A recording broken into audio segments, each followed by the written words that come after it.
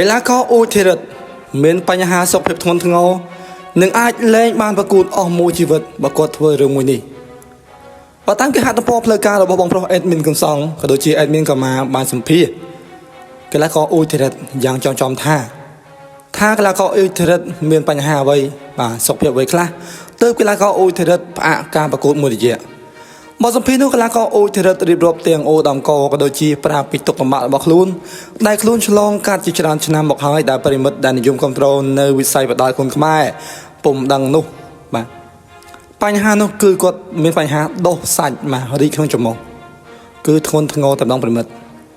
ហើយជំងឺមួយនេះគឺធ្វើឲ្យគាត់សម្រានពំលោកនោះទេក៏ដូចជាអន់ថយកម្លាំងព្រមទាំងឈឺក្បាលជាប្រចាំតែម្ដងដែលធ្វើគាត់ខ្វះខាតថវិកាច្រើនមែនទែនក៏ដូចជាគាត់គង់គ្រួសារនិងសម្រាប់បងធនាគារផងដែរមកសម្ភារនោះបងប្រុសម្នាក់ជាអេដមីនដល់ល្បីឈ្មោះគាត់បានសួរចំថាបើសិនជាមានការប្រកួតរៀបចំឡើងវិញនោះអ៊ូធីរិតនឹងប្រកួតវិញទេបើសុខភាពអ៊ូធីរិតនឹងអាចធូរស្បើយជាងមុនកីឡាករអ៊ូធីរិតបាននិយាយចំថាពេលឥឡូវនេះបងប្រសិនជាធូរស្បើយបន្តិចបន្តួចយ៉ាងណានោះខ្ញុំត្រូវតែឡើងប្រកួតជានិច្ចដោយសារតែខ្វះខាតច្រើនមែនទែនជាពិសេសគឺធនាគារតែម្ដងអញ្ចឹងសំណេរនេះប្រិមិត្តក៏ចង់និយាយថាទោះបីជាគាត់ឈឺក៏គាត់ត្រូវតែស៊ូទ្រាំដែរហើយបើតាមបញ្ជាក់មនិតប្រាប់គាត់ថាចំពោះគាត់នេះបើគាត់វះកាត់ទៅគឺធ្វើឲ្យគាត់លែងប្រកួតអស់មួយជីវិតតែម្ដងហើយអញ្ចឹងគាត់កំពុងតែលេបថ្នាំផងក៏ដូចជាកំពុងពិចារណារឿងវះកាត់ណាមួយការវះកាត់យើងមិនដឹងថាអស់ថវិកាប្រមាណទេគឺព័ត៌មាននេះកំពុងដើម្បីខ្លាំងមែនតើសម្រាប់เพจបងប្រុសអេដមីនកំសងក៏គាត់បានបង្ហោះដែរពីទុកលំបាករបស់កីឡាករអ៊ូធីរិតអេដមីនផេត្រាខេអេគុនខ្មែរគឺកីឡាករកម្ពុជាយើងមានទុកលំបាកបែបនេះខ្ញុំបាទជួយបានត្រឹមតែជួយផ្សព្វផ្សាយទៅដល់សប្បុរសជនក៏ដូចជាអ្នកមុខនៃការដែលមានទ្រព្យធនធានកុំភ្លេចជួយកីឡាករកម្ពុជាយើងដែលគាត់ជួបទុកលំបាកផងខ្ញុំជឿជាក់ថាព័ត៌មានមួយនេះនឹងល្បីល្បាញខ្លាំងមែនទែនមិនថាខ្ញុំនិយាយមកថាបងប្រុសអេដមីនកំសងបានផ្សព្វផ្សាយទីសង្ឃឹមថាបងប្អូនទាំងអស់គ្នានឹងយល់ដឹងទាំងអស់គ្នាក៏ដូចជាយល់ដឹងពីទុកលំបាករបស់កីឡាករកម្ពុជាយើងដូចជាកីឡាករអ៊ូធីរិតក៏បាននិយាយថាពេលខ្លះគាត់សម្រានពំលោកដល់ថ្ងៃប្រកួតគាត់ឈឺក្បាលជាប្រចាំពេលគាត់ឡើងទៅប្រកួតគាត់អន់ថយកម្លាំងបងប្អូនមួយចំនួនតូចថាគាត់វាយមិនល្អទេខ្សោយកម្លាំងវាយធ្លាក់ណាស់អត់ល្អសោះវាយល្អសោះ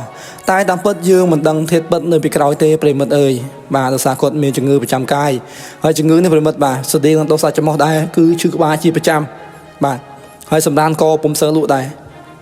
អញ្ចឹងគឺគាត់គឺជាប្រភេទកីឡាវាយបុកបើយើងសម្រាប់មិនសូវលក់អញ្ចឹងកម្លាំងកំហែងក្នុងការប្រកួតនោះក៏មិនមានការពេញលេញដែរប្រិមិត្តមិនពេញលេញទេគឺអន់ថយកម្លាំងមែនទែន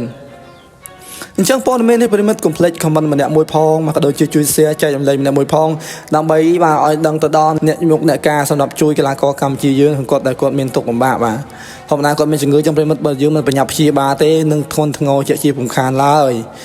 គឺអាណិតណាស់ប្រិមិត្តអាណិតមែនទែនប្រិមិត្តអាចទស្សនាវីដេអូបាននេះធ្វើទុកមេចំអាងអត់លក់គឺតែចាប់ក្បាលឈឺក្បាល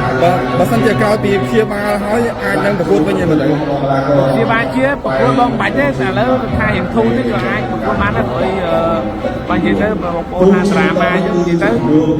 អត់មានលុយស្គាល់ធនាគារមកអត់មានលុយប្រកួតខ្ញុំដាក់មិនបានពេញទេដោយសារដាក់ពេញខ្លាចជាប់ copyright ទៅធ្វើឲ្យប៉ះពាល់ដល់ channel ខ្ញុំទៀតអញ្ចឹងខ្ញុំដាក់បន្តិចៗទេហើយខ្លឹមសារដែលខ្ញុំលើកឡើងនេះគឺទាំងមូលទាំងស្រុងតែម្ដងពីកិច្ចសម្ភាសរបស់គាត់ជាមួយបងប្រុសដែលជា admin ដល់ល្បីឈ្មោះក៏ដូចជា idol ខ្ញុំដែរ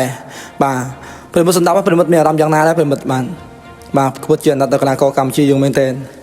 ខ្ញុំបាទភក្ត្រា KA គុនខ្មែរមានអត្ថបទតែប៉ុណ្្នឹងទេប្រិមិត្តបើសិនជាលើកទៅខុសទាស់ត្រង់ណាសូមមេត្តាខន្តីអភ័យទោសផងខ្ញុំបាទសន្យាថានឹងរកអ្វីថ្មីដែលតាក់ទងនឹងកីឡាជាតិយើងនិងកីឡាអន្តរជាតិដើម្បីចែកជូនដល់ប្រិមិត្តសម្ដាប់ជាបន្តទៀតតែម្ដងអញ្ចឹងមកពេញចិត្តកុំភ្លេចជួយចុចពាក្យជាវនិងពាក្យ Subscribe ម្នាក់មួយផងបាទជាចុងក្រោយសូមអរគុណសូមគោរពលា